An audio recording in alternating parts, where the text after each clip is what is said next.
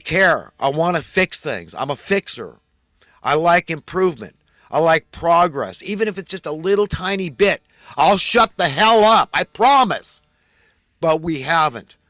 You understand? And these people have planned this thing just like Catherine Austin Fitts said, who used to head up the HUD. She knows what's going on, man. They were reaching the end of their rope. They knew it. We were down to zero interest rates. These money printers, in conjunction with the people in the halls of Congress and the Senate, okay, a critical mass, a tiny ruling elite controlling our destiny, our freedom. Do you understand? It's about freedom. We all bandy this word about freedom. You're born in America. You're so lucky you're born free. Such liars, such deceivers, such evildoers, such murderers. Yeah, you heard me, murderers. These people that work together, fighting minority, but it's a critical mass, the amount needed to get the job done, that are controlling our lives. And you think God's not angry? I sound angry. I'm just trying to reflect God. God, you work through me, man. Give me your attitude, your spirit. How do you feel, man? You pissed off? What are you pissed off about? What's bugging you? You see, it's not the organic stuff. You see how I get diverted? And I'm talking about the inorganic suffering now. That's imposed upon us deliberately. It's about theft. It's about slavery. You understand? When you can't get ahead, you're on this stinking hamster wheel. I mean, let's go back to the early 60s when minimum wage was $1 an hour. Here's the status. A man could go out, any job he had dignity, he had worth. $1 an hour. Support his whole family. Do you understand? Middle class life. Realize the American dream of home ownership. His wife could stay home, take care of the family if she wanted to, be a housekeeper, whatever. She could work if she wanted to. $1 an hour. You heard me, $1 an hour. Where's the Federal Labor Department? Where are they in all this? Answer up. Somebody talk to these people up the chain. Somebody hears, that little bird hears me. Say, yeah, this guy's pissed off. He thinks you're in on it, Labor Department. The federal minimum wage should be set. It should be the same across America. What, you divide us, break us up? It's a union, you dumbasses. You got your college degrees, your PhDs. You got all the acronyms behind your names. You're the ones heading up the Federal Labor Department. Why don't you educate the public? We always got to hear this agency or that agency talking. Where are you explaining and educating people about these things? Making me look like some kind of radical nut out here flapping in the wind. I know the scam. I know how it works. You people at the Federal Labor Department, you could have stopped this thing in its tracks. If every year you just said, okay, employers out there, how do you like this? Minimum wage is $1.25. Put that in your pipe and smoke it. And then you come out and you explain, you educate, you inform people as to why that is. Because all those pissed off masters, those employers, those bosses, now they got to pay more by mandate of federal law. They're not going to like that, are they? But you've got all the justification in the world, and you'll lay it out as clear as the light of day. So logical, so succinct, so concise, even a child can understand it. Can't refute it. Say, that's right, there's been market manipulation there. There's no supply shortage here, no real one unless it's been invented, because all these investors bought up the housing, the low-hanging fruit, the fixers-uppers, the starter homes, and that caused your housing prices to go up. In other words, it made the worth of your housing dollars go down. So there's every justification in the world for this COLA, this cost of living adjustment, because according to the mathematics based on the Consumer Price Index, the CPI, it's wholly warranted. And it's unscrupulous. It's unconscionable. It's unethical if we don't give a commensurate cost of living adjustments to federal minimum wage workers. Because for all intents and purposes, mathematically speaking, it's just like we gave them pay decrease. And that's not right. At least they should be able to say even Steven if they're not going to make any progress. They're on this hamster wheel. For God's sake, let them get ahead. They're out there contributing, giving of themselves day in and day out to society. They got some crappy job they might not be happy at.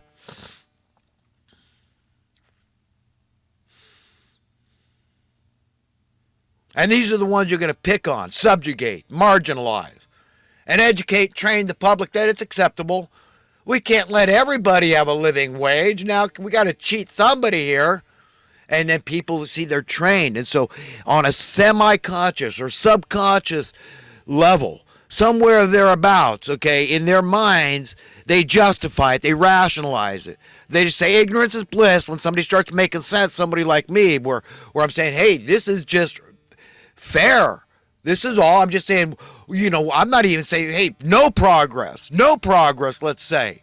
Just even Steven with the buying power of a minimum wage job in the early 60s.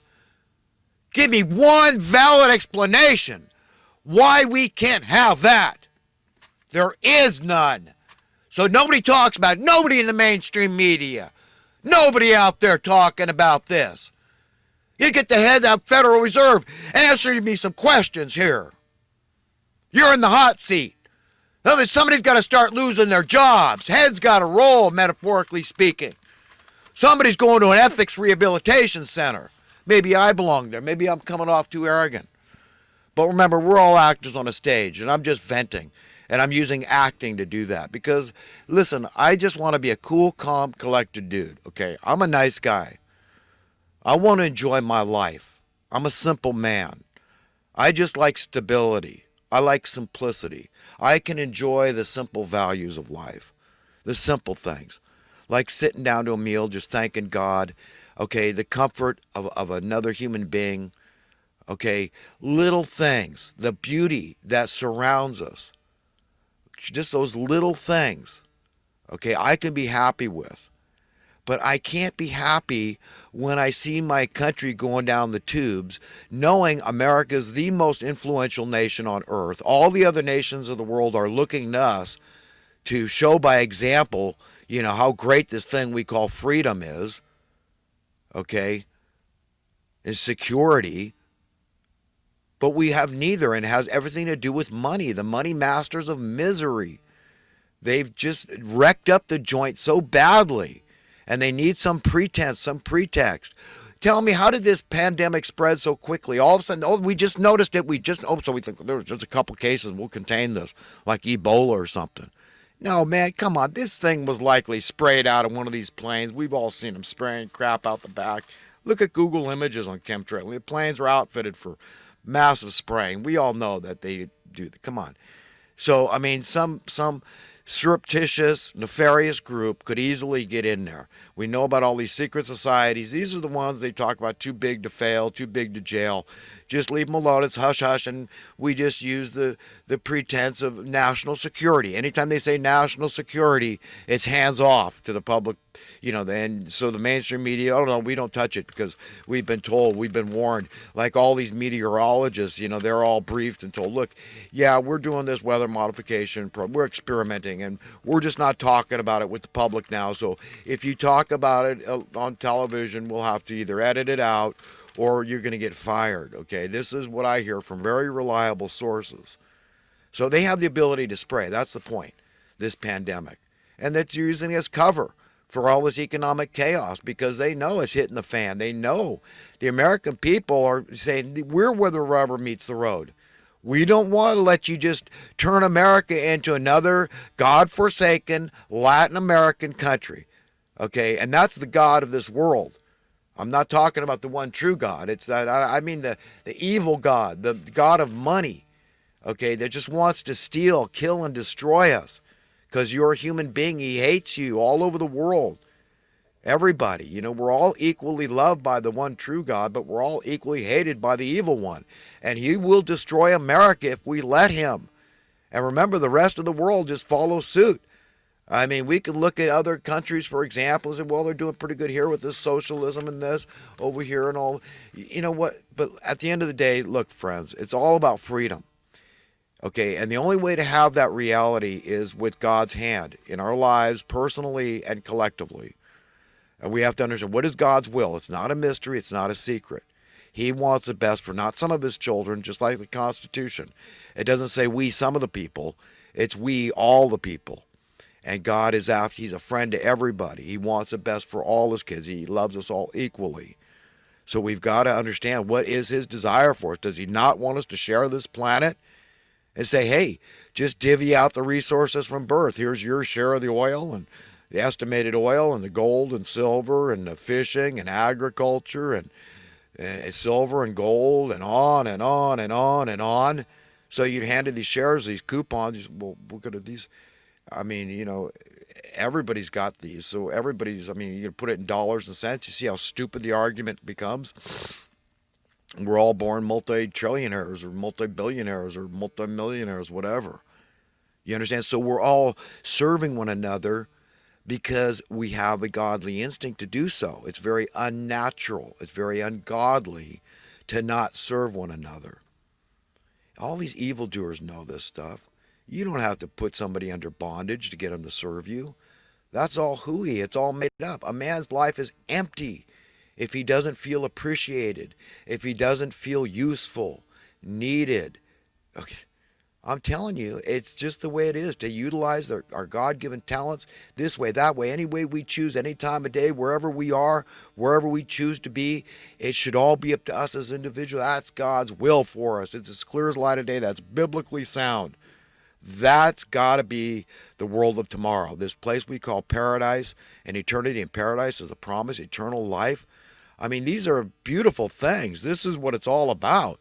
That's what I'm preaching and teaching, man. Everything I have to tell people is all good news. If you just believe with a tiny bit of faith, you let it grow, you plant it with the one true God, you pray, you talk to him as a friend. Your friend all the time, any time of day. You could joke with him, kid around. He loves you. He's there for you. We're what it's all about here on planet Earth. We're his precious treasure, all of us, even the stinkers. In fact, it says Jesus didn't come for the righteous because we're already saved, just like the story of the prodigal son. All that my Father has is mine. I get it. I'm ready for the world of tomorrow with absolute 100% prosperity, freedom, security, all those good things. That's all mine forever.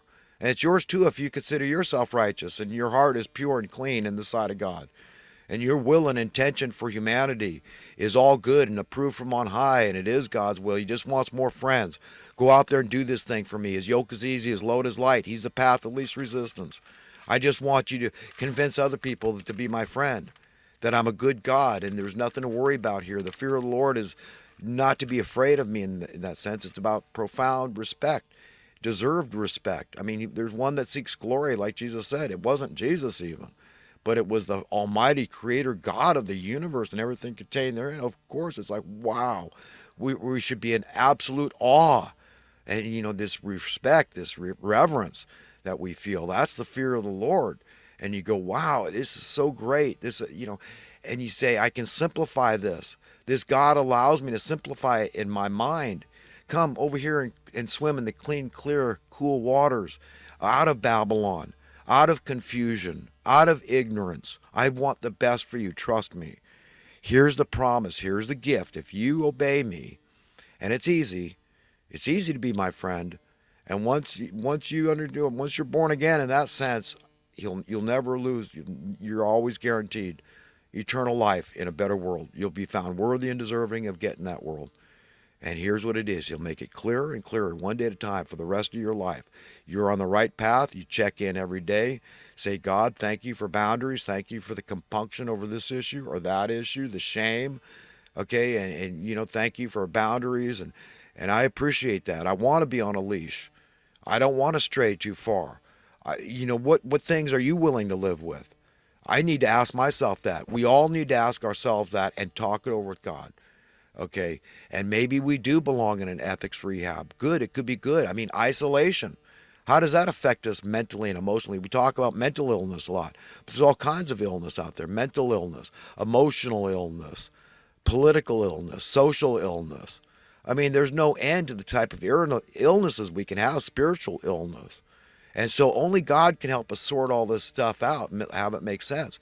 But if we're isolating and we go to an ethics rehabilitation center, we won't be isolating anymore. We'll be with people who can explain to us why our behavior was unacceptable.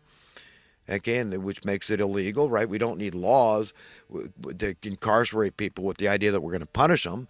I mean, we're all erring beings. We're sinful beings. So how do you take one erring, sinful being, fallen being, and punish another erring, sinful, fallen human being and expect positive results? Yet that's the society we have. It's madness, up one side, down the other. Our entire society is rife with madness. No, you explain to people, here's why it's unacceptable. We've all heard that term, that idle hands of the devil's workshop, right? So you see, people know that. People that have this work ethic, they're out there, they wouldn't have it any other way. Yeah, I mean, I swear, you could tell some people you're taking all their pay away, and they might complain and say that's not fair and all this, but they'll be show up